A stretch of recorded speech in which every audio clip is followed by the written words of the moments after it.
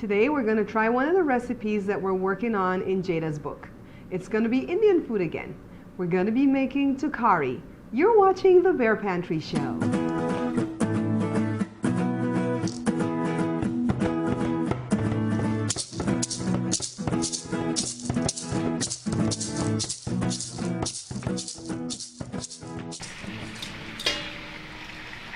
So when making the Takari, you start off as stewed chicken. And you know that I have a video at the channel already on how to make Belizean stewed chicken. So this is right at the beginning of making the stewed chicken. I've already cut, cleaned, and seasoned the chicken.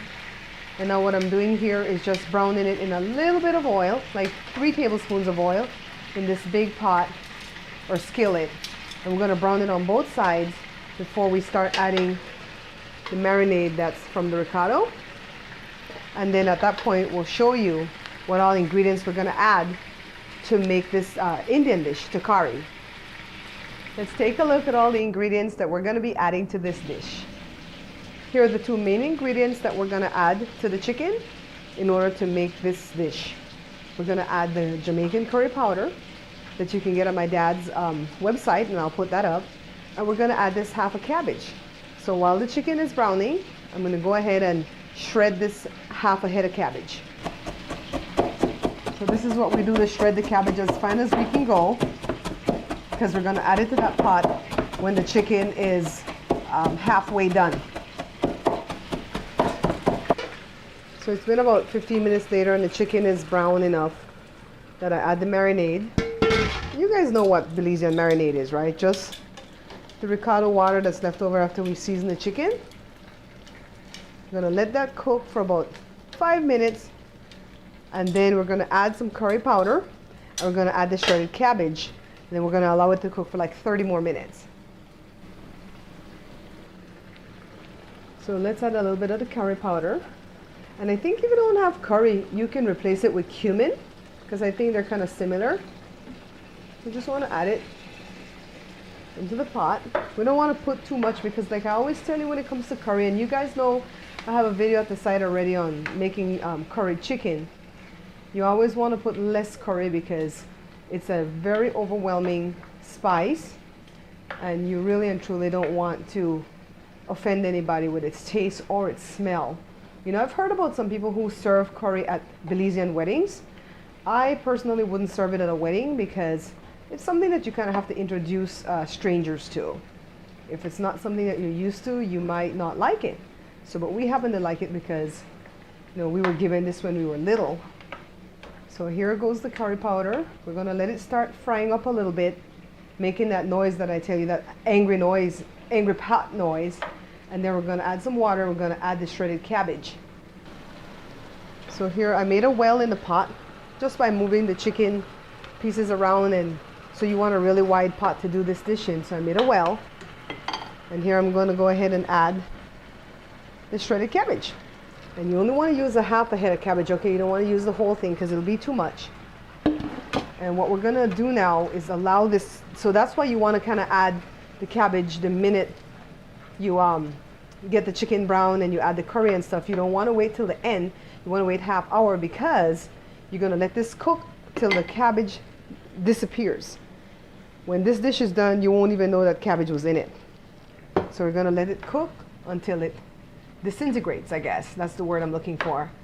And if you're cooking like fresh chicken, you know that you live on a farm and you kill the chicken that same day, you can wait a little bit longer to put the cabbage in, because you know those chickens take longer to cook. But these are store-bought chickens, and you know how those are. They're kind of soft. And so you kind of want to put it in right away, because if not, when you cook all this cabbage for a long time to make it disappear, the chicken will be overdone. So we're just going to allow this to cook for about 30 minutes. We'll check back on it in about 15 minutes, but we'll allow it to cook for about 30 minutes, and then we'll come back and see what it's doing. We're going to add water according to how we need it, okay? I put about this glass of water here in it, and I've allowed it to cook for about 15 minutes. See how this gravy is looking? Looking kind of thick with the cabbage, but you can still see that there's cabbage in the dish, right? So we want this to completely cook away into this gravy, and it's going to become very thick and almost kind of sweet because of the cabbage, but then the curry gives it the spice. So it's almost going to be like a sweet and sour type thing. So let's continue to let it cook another 15 minutes and see where we are at that point. It's been about 15 minutes later, and I added this measuring cup, full cup of this water, and I'm allowing it to cook because the cabbage is still not totally disintegrated. And so I'm glad we put it in right at the beginning because the chicken is getting really kind of soft and I don't want the meat to fall off the bone. So we're going to monitor this another 10 minutes or so. I've done a little bit of separating the sheep from the goat, so to speak. I've piled all the chicken over here because I want to show you what this gravy is looking like with the cabbage in it. And if you find that the chicken is exceptionally soft and it's kind of falling off of the bone before this is done, you can always remove the pieces out of the pot and set it aside and just continue stewing this gravy right here with the cabbage in it, okay? I don't know that we'll have to do that to this because my chicken is still pretty much intact, but I'll check to see if we have to and I'll let you guys know.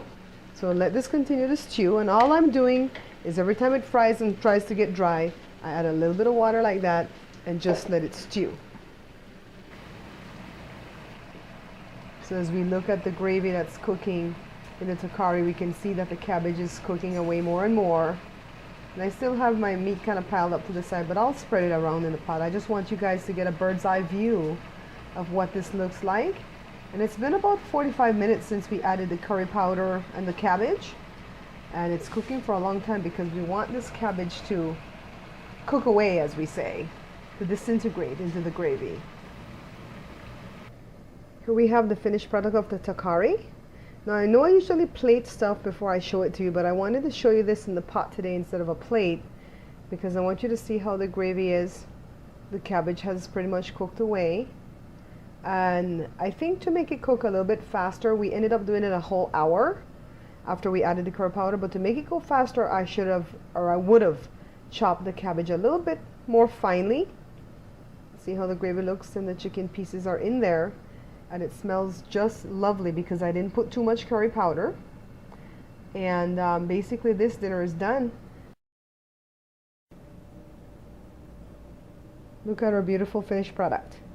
I put a few pieces of the chicken in this bowl with some of the gravy to just show you how thick the gravy is.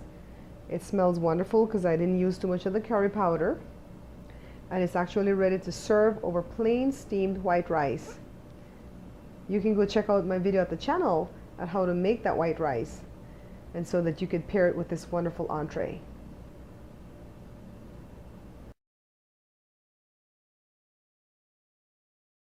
Now, wasn't making that dish as simple as 1, 2, 3? 1, we started off as Belizean stewed chicken. 2, when we added the curry powder, we made curry chicken.